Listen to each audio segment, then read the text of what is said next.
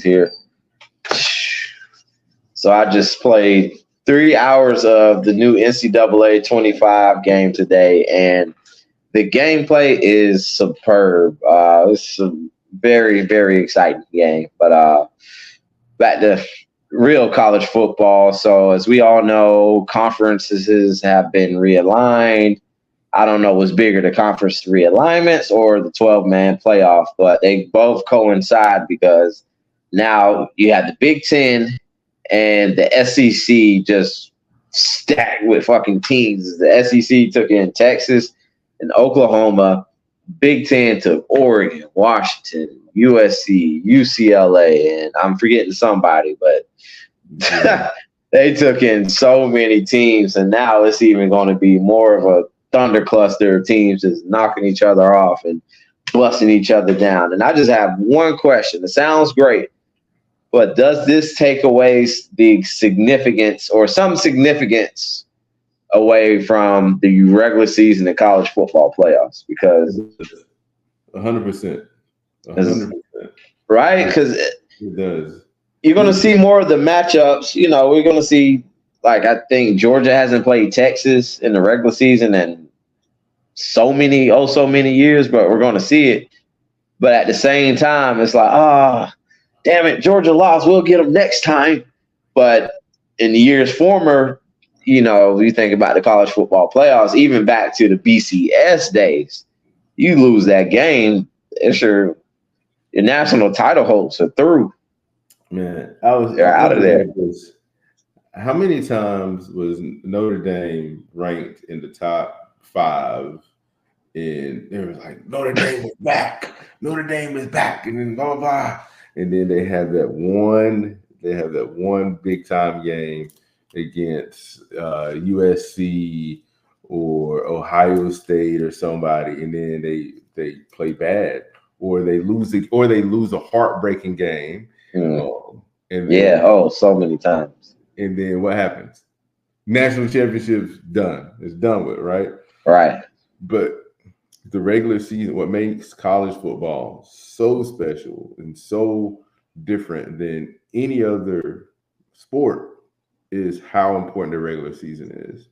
And so the magic of a Saturday and people are tailgating and watching college football all day, it goes by the wayside because, you lost that game, but it doesn't matter because you got another shot.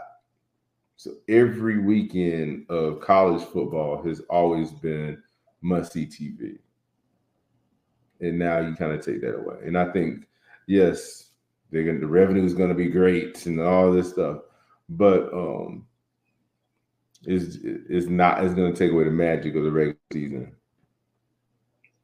Because, I mean, I remember it was like you lose one game, it's damn, but Lord, don't lose 2 games. Now you look at Oregon, like a team like Oregon, who they were saying was definitely a top 4 team, like hands down that roster skill and everything was top 4 and top 5 team. Mm-hmm. They lost to Washington the regular season. It was like, all right, cool. Now they're playing Washington in the Pac-12 championship.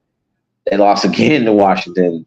It took 2 swings for it to be over. Now Oregon would have ended up with those 2 losses playing in the college football 12-team playoffs. So that's a pure example of the significance it takes away in the regular season games.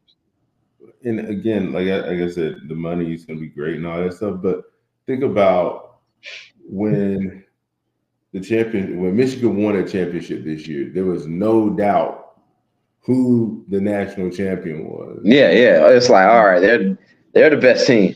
Right. Easily. They're the best team. But then, of course, going through the playoffs and everybody's like, well, it's the playoffs. And everybody, is going through a playoffs. We watch how the NFL is. But you lose 2 games. Oregon can get hot down the stretch. It's a longer season. Somebody can lose a quarterback. And then what happens? So a team just got hot down the stretch. I mean, it is what it is, man. Yeah. It's still going to be cool. Now you look at the playoffs is going to be live. Now the playoffs is going to be better. The playoffs are going to be dope. Yeah. The playoffs are going to be dope. Like, just think of teams who I don't know how LSU finished, but they really got their shit together down the stretch with Jaden McDaniels at quarterback, all those receivers and what they had going on. They would have been they could have knocked somebody off for sure. The Dogs would have probably won the national championship. Yeah, they would have probably. Yeah, Georgia would have probably won if it was a 12-man bracket. They had the best team. Like, they had the best team. They lost one game. Like, yeah. So, I mean, I get it. I understand why they did it, but like, it's taken away. And this is something that a lot of people won't ever understand. Like, you're a college football fan, and I know on your Saturdays you are watching college football. So people that love college football, they watch it every Saturday and they enjoy it and they know how important their Saturdays are.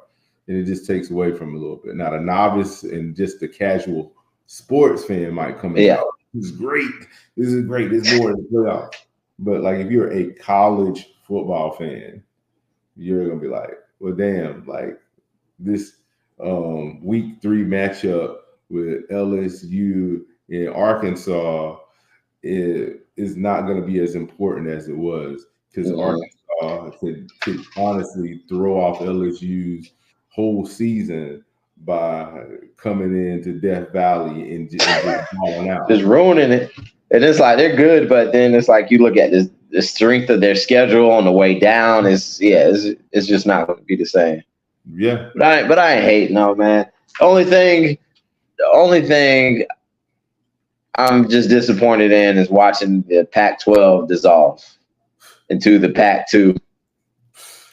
I mean, again, that's sad too. That's sad. That conference is a historically great conference with like big time teams.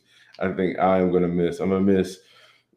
If I can't sleep at night, I can always turn on Arizona and freaking UCLA or some shit. Stanford and freaking BYU or something random out west, But see, those are for the college football fans. The casuals aren't watching those games, So it's like, money ruined every damn thing, bro. Damn it. Yeah, man. Money changes situations. The great Lauryn Hill. Like, for real. Shit. Yeah, I think the Pac-2 is it's Oregon State, and I always forget the other team. Oregon State and crap. I was playing a game today and I just saw it. But it's still called the Pac-12. So maybe they'll probably stick around. Maybe they'll get some guys back.